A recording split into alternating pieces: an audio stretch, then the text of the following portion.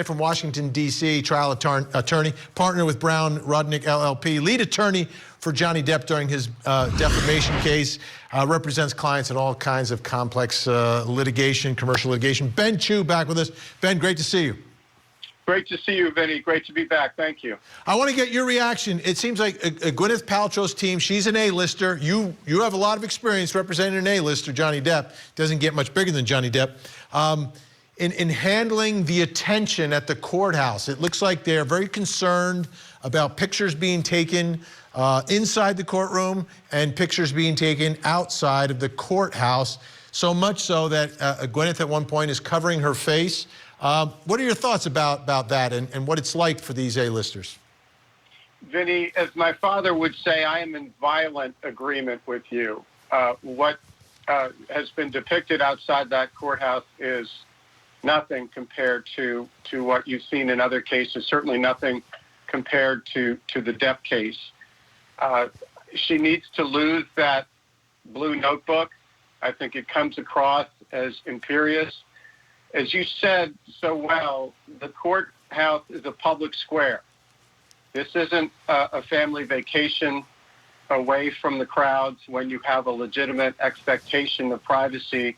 This is a courthouse, and she's not merely a defendant. She also has her own counterclaim, albeit a symbolic one. So she has to be and act like any other litigant in the courtroom, and I think she and her lawyer do her no service when she's playing the part of a prima donna and looking like a sad sack when she's sitting there at the stand. The other thing I noticed from your coverage of yesterday, and this may have just been nervousness or an accident, but I understand that she didn't stand up when the judge and jury came in. That, intentional or not, comes off as very disrespectful. It's very important for the attorneys and the clients to get together before the trial and choreograph everything in advance. If they're focusing on things like photographs at this point, I think they're focusing on the wrong thing. You know, she's going to have to testify, right? She's going to have to do that. And to me, I always think that, especially if you're someone as high profile as her, this may be the first time some people in that jury box have ever been in a room with a celebrity. To me, it was interesting during your trial that Johnny Depp always looked like he was very much, he was comfortable, number one, but number two, he understood that, you know, people were there and people would be, look, you just got a different sense of his being while he's just sitting there. I agree, Vinny, and a lot of this is just who he is, but he was inherently respectful of the judge. He was respectful of the deputies. He was respectful of the jurors. He knew that they were donating a lot of time to something that was very important to him, and he really appreciated it, and it came through in the way he behaved himself in the courtroom, which was quite sincere. All right, Ben Chew's going to stay with us. When we come back, we're going to talk about how do you prepare an A-lister to testify in a case that is going to come down to the credibility of your client versus your adversary in this case, which would be the optometrist.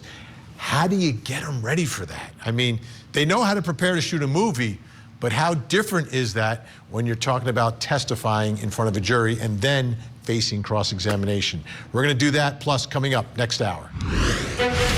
In St. Johns County, Florida, heartbreak in the courtroom. 13-year-old Tristan Bailey was stabbed 114 times by her classmate, 14-year-old Aiden Fucci. Day 2 of his sentencing hearing, and the judge listening to powerful victim impact statements. We are live from the courthouse with the latest. Not only is she not here, she was ripped from us with utter malice and evil in the most hideous way possible. Gwyneth Paltrow. The Hollywood actress being sued for a ski collision. This is a he said, she said on the slopes. The injured skier claims Paltrow ran into him, causing serious physical harm. I'd like to be vindicated. She denies the allegations and is countersuing for $1. Now, a jury will decide, and Court TV will bring it all to you. The Gwyneth Paltrow ski crash case. Live coverage weekday mornings at 8, 7 Central. Only on Court TV.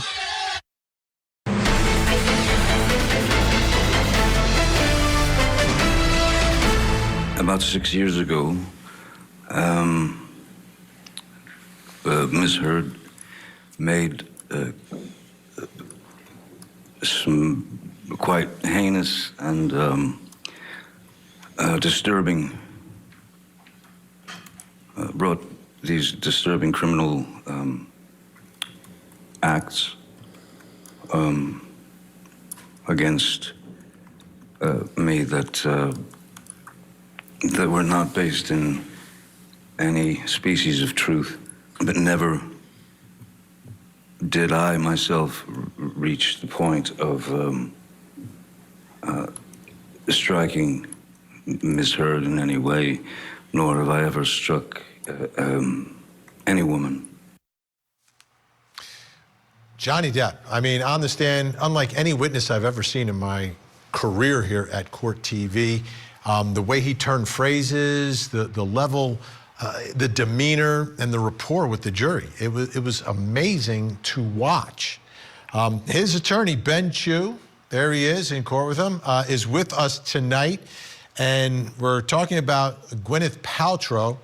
It's going to be a credibility battle in this case as well. So, Ben, how do you first prepare an A-list celebrity, an actor, you know, Johnny Depp, Gwyneth Paltrow, both actors, to prepare to testify, to tell their story? And what impact does their background as actors have in this whole process? The first thing, Benny, I think the lawyer needs to do is to resist the natural temptation to try to control things.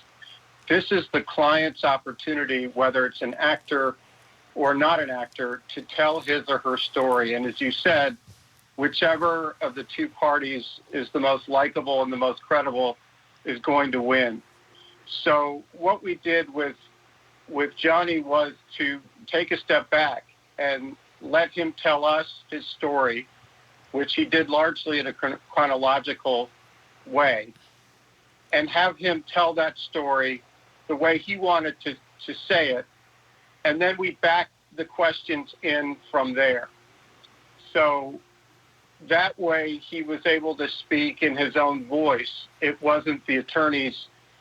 In fact, I think Jessica Myers, who conducted the direct of Johnny and defended his cross, and we'll get to cross in a moment, it was masterful because many people didn't even recognize or remember her questions, which is exactly how it's supposed to be. What they remembered was Johnny and his testimony. And that's the way we wanted. Camille Vasquez and Jessica Myers spent countless hours with him, listening to him, and the questions really came later. The questions were almost an afterthought and a means to enable him to tell his story the way he wanted to tell it. Amazing to hear how that all came together, because it was so well done. You didn't really, you're right. You don't remember the questions. You may not remember who was questioning Johnny Depp, and that's what you want. So let's get to the other part now. This is the part where you've got an A-lister. A-listers are used to controlling every situation. When they're in a room, they are in charge of the room. But when you're on cross-examination, you're not in charge. You've got to answer some questions. So how do you prepare someone of that stature to be in that position? Well, we gave that a lot of thought, and ultimately what we decided to do was to move outside of our core team. That is the people who'd spent so much time with Johnny through the course of discovery and through the trial. And we brought in a wonderful lawyer from our Boston office, Wayne Dennison, who is actually, in reality, a very nice guy, but he can be a voracious cross-examiner. And we told Johnny that we were going to bring him in, who became quite knowledgeable about the case, but at the time he didn't know that much about it, which actually was a plus. And he went after Johnny very hard in a mock cross-examination. And the cross-examination that he did of Johnny in practice was much more difficult than what he ultimately faced at trial. And I think that was a really good preparation. We brought in someone, outside of our core team because we didn't want any we didn't want any residual blowback because it's really important, to go hard. And it would have been hard for us, emotionally and otherwise, to do what really had to be done. So by the time he went up on cross, I think you can see he didn't get angry. That's the one thing, especially the nature of that case, which was an alleged abuse case. The last thing you wanted your client to appear was angry. So he was well prepared. He never lost his temper. He was clever. He was witty. He was serious, and he was truthful. So finally, what advice would you have for Gwyneth Paltrow when it's time for her to take the stand in this he said, she said ski accident case? Well, first of all, obviously, the cardinal rule is to tell the truth, to tell it in your own words, not use legalese or words suggested to you by your attorneys. To the extent that there are weaknesses in her story, she should embrace them rather than hide from them. I don't know in this case whether there are or whether there are any blind spots in her story, but I don't think she should run away from them. And were I representing her, I would have someone very difficult come after her in a mock cross-examination so that she's ready for it and she reacts in the proper way. Yeah, we're looking at the videotape from some arguments that were done. She's not looking happy. She's not looking comfortable. In this particular moment, the jury's out of the courtroom, so that's not a problem. How about general demeanor during the course of the case? General demeanor is very important. As you pointed out before, Vinny, you have to assume that at any given moment, one of the jurors is going to be looking at you as the client. And that goes for the lawyers as well, but especially the principals.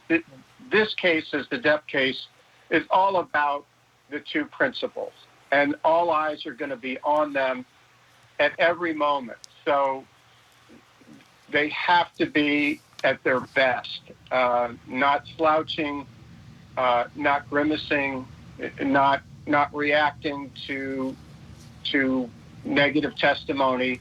They have to use their acting abilities to retain their composure. And I assume that she's being instructed in that way. Ben Chu, always great to have you on the program. Appreciate your insight. I know you're busy with a lot of high-profile cases that are happening, so we really appreciate your time tonight. Thanks so much. Thanks so much, Vinny. Really appreciate it.